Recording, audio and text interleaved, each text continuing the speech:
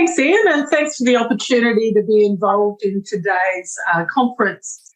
I'm presenting from the beautiful lands of the Quandamooka people in southeast Queensland, bound by the oceans and the island communities of southern Moreton Bay. Before I commence my presentation, I'd just like to pay my respects to the traditional owners of the lands from which I'm presenting on, and pay my respects to their elders past and present and emerging. But I also extend my respect to any Aboriginal and Torres Strait Islander people who might be attending today. A little bit about the company I work for. We're an Australian-based company with over 15 years of providing projects and participating in research and adding to the discussion about innovative and inclusive communities, both at a national level and an international level. I know that several of the collaborators of ours are from other countries joining today's session, and I acknowledge their partnership and support in various projects. A little bit about our work. It's focused on exploring and implementing personalised, tailor-made solutions that investigate and demonstrate how new and emerging technologies can significantly contribute to communities being more livable and indeed more inclusive. But I'm also very proud of being involved in the work of TC 314 for ISO, Ageing Society's technical group. I've been involved since the beginning, and as Ian briefly mentioned, there's been a number of activities, including standards now published on ageing inclusive workplaces, dementia inclusive communities, and carer inclusive organisations. I commend those first three standards to everyone in the audience and look forward to being involved in other standards, including the one that Ian's leading around multi-generational communities. But tonight I'm going to showcase some of our projects on island communities, specifically our projects that are looking at inclusive communities for those more marginalised groups in our communities. So why is this important? And I hope that the slide will change. Thank you guys in London. This is really important. Through our work we see daily the results and impact of more innovative and smarter communities can have in making those very communities more inclusive as well as more livable. But more sustainable areas to live as people might age or experience disability and chronic health issues. It's with these very intentional communities that we see actively outcomes of smarter mobilities, for example, being seen.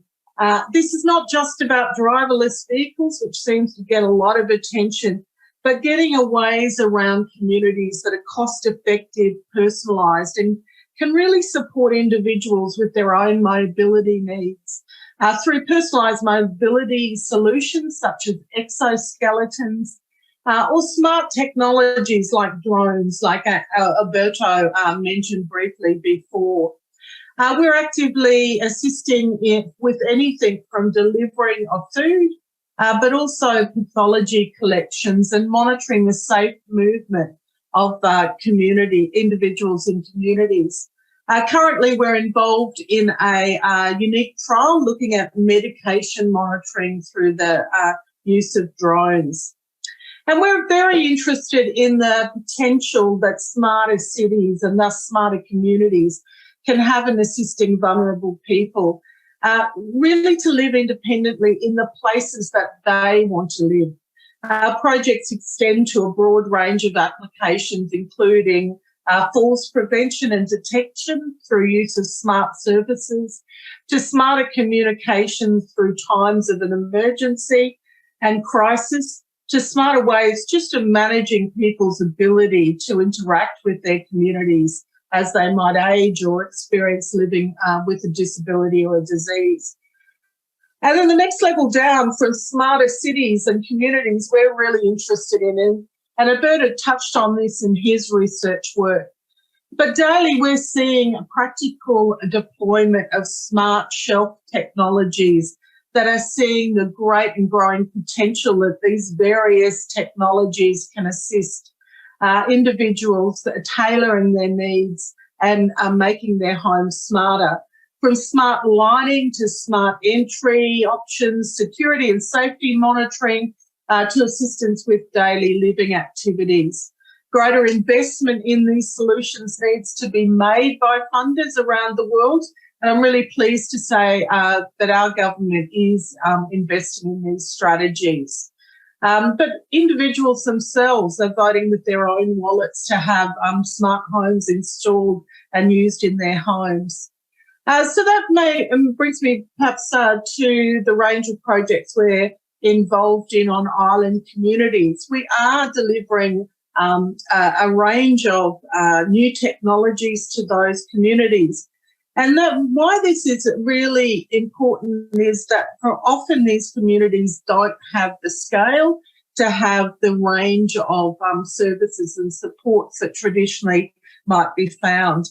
But also they're challenged in our country with particular issues around emergencies like our recent bushfires and floods, to monitoring medication use and ensuring that they can stay on island communities and not have to go offshore to be delivered with the health care that they need.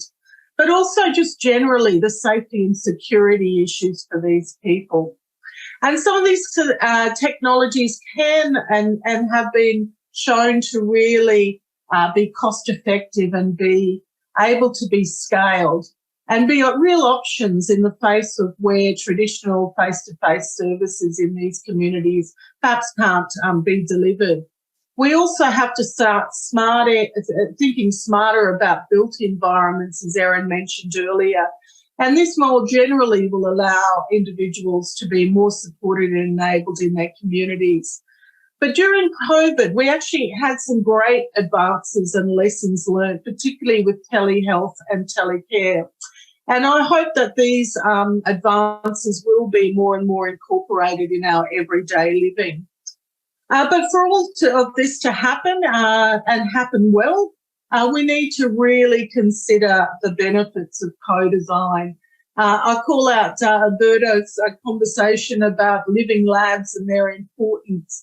We believe none of our work progresses to a good end result without that approach. And all our projects are centred around co-design, and the outcomes are always better as a result. And globally, I'd just like to touch on the issues of standardisation.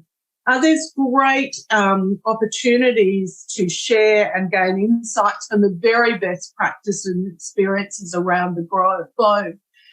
So I'd encourage you to get involved in the work of TC314. I've put the link there to the committee's work, and I'd really encourage people to also join our LinkedIn group, which is very active. We also run a number of seminars and forums, and please be involved in those. So, Ian, I think I'm going to bring you into time a little bit earlier. Thank you for the opportunity to be involved.